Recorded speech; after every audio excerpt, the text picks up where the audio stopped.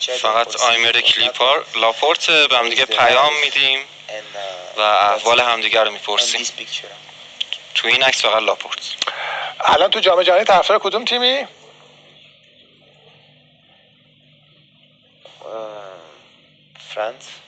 فرانسه. رونالدو ناراحت میشه.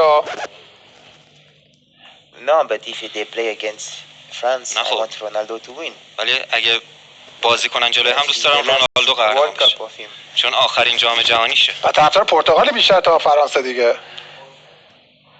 Okay, yes. باش میشه اینجوری گفت.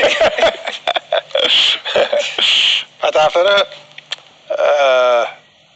اگه پس رونالدو و پرتغال در برابر فرانسه قرار بگیره ترجیح میدی که رونالدو بازی رو ببره دیگه.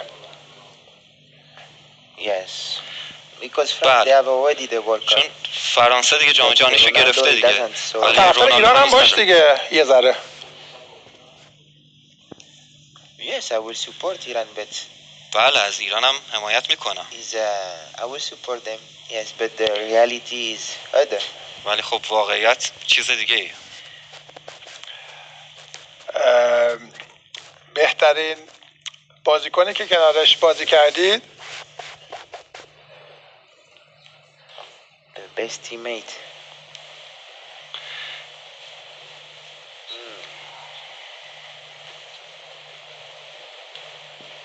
Zou Fedal.